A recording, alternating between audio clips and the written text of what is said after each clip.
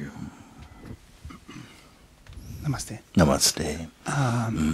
It seems that a lot of energy is needed to stay in a self-inquiry state. Is that so? And it's just in the beginning? That's my question. Just in the beginning, because it seems we are unfamiliar with this kind of introspection.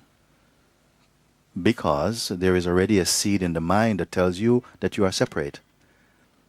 That there's something to find, and it's you have to go through some technique, some strategy, some practice. You have to do something, and then if you're lucky, you might get there, like a lottery. If you work hard, you might get there.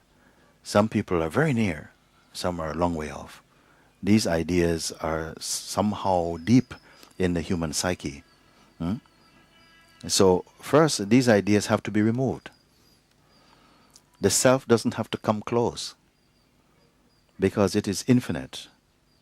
How can the infinite move? You see? But even though we hear this, somehow we feel it's not my experience. Something says it's not my experience, because everything in my experience is moving.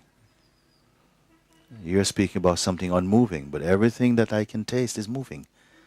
The most beautiful taste is moving. There's nothing that can follow me in every state.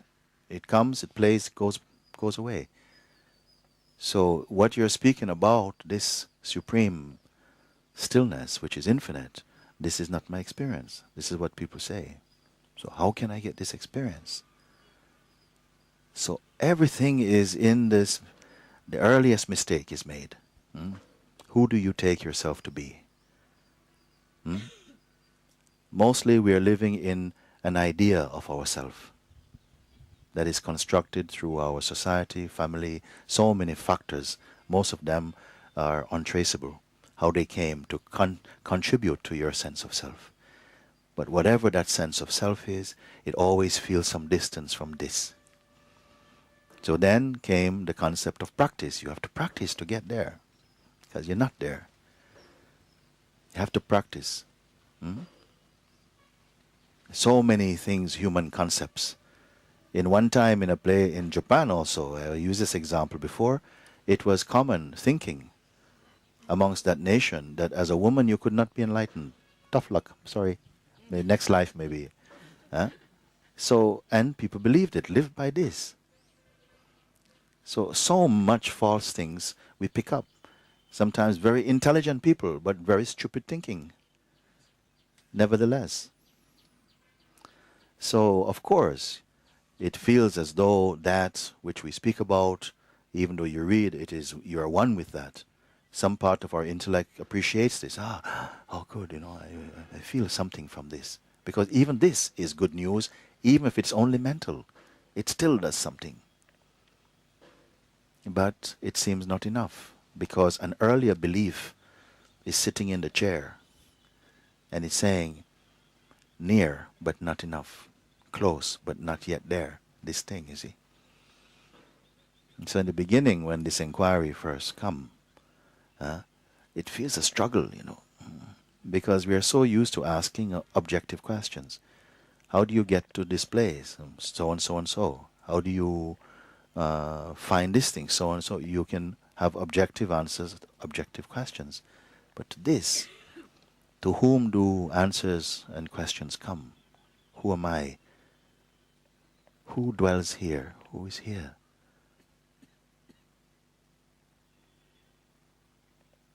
Something feels, this is enough. I can't cope. It's too much for me. Who speaks this thing? Something says, I. Like a reflex, the answer comes, it's me, I am the one. And this feeling feels so intimate that it's not questioned. It's this is me. You can put it on the passport, you can put it for your job, and nobody questions, no doubt about it. But something is not satisfied. And out of the lack of satisfaction with these identities, something is not accepting it, then you come here to find out there's more. I cannot find it in the restaurants. We cannot find it in even the temples. I cannot find this. Something seems missing. So some question must have arisen, maybe not consciously, maybe you don't even know why you're here. Maybe you missed your bus, you find yourself here. But something is working at it to show, is it possible to know these things? Beyond my conditioning, who am I? Am I merely an aggregate of my conditioned state, education? Is this what I am? You see? Then it is shown to you, but education you are aware of. The senses you are aware of, something is watching the senses. If the left hearing is not good, the right is better, something can say, yeah, the left hearing is about 60%, right hearing is about 90%. What is hearing? It's not hearing. Or any senses that is aware of time. Time doesn't know itself. Time is merely concept. Something knows time. Also intellect. You're able to say, my intellectual capacity or abilities was much sharper before. Now it's a bit weak. What is this? Intellect. Memory. Memory is fading. My memory is fading. What knows fading memory? Whatever you can point to, there is an earlier knowingness that says, not this. Yeah. Something observes this.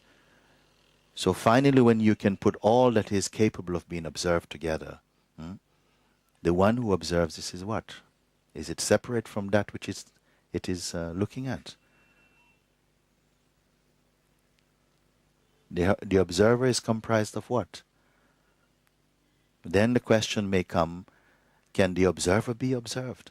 The observer is observing everything else, but can this observer be observed?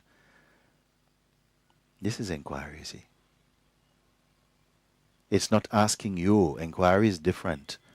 It's not asking you to believe even. It's not even asking you to trust.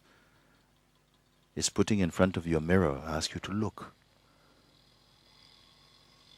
Inquiry suited many people in the West because we are more mental, philosophical. And it's direct.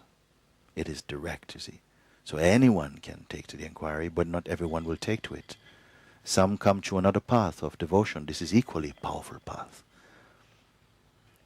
Every type can come. So in the beginning it's a little, because you're not accustomed to asking these questions. You're not accustomed to putting your identity under the spotlight. You're the one questioning everything else, but yourself you don't question. So with these questions, at first the mind is lazy. Some people, the first time they ask inquiry, they fall asleep. Just that the mind doesn't want to participate. Gradually, some force is opening up inside this inquiry, and it's becoming more and more spontaneous. At a certain point, it is seen that nobody is making the inquiry even. Initially, it's felt, who is even inquiring? The question, who is even inquiring? And why? Who is even inquiring? So each of these questions, not bullet answers, you see. You must stop and sink your attention in, keep quiet. Sometimes in asking a question like this, a lot of noise come. A lot of noise come up. Then we are inclined to abandon, say, oh no, it's not for me, sorry, it's too noisy, this path is too noisy. In the beginning, too noisy, again, it's too much, can't sleep. Who watches sleep and lack of sleep? For whom is the noise? On whom is it impacting? Find out. And no answer from the mind is going to be sufficient. If an answer comes from the mind, it is immediately seen, oh, that's just another idea. It's not real. What sees this question? What sees this answer, you see? Don't give up. Slowly, gradually, the power of the inquiry is opening up majestically. And so unsparing is its look that nothing can escape. then you will come to know whatever you are perceiving, you see, it is transient, you see, comes and goes. Find out what weakness is this.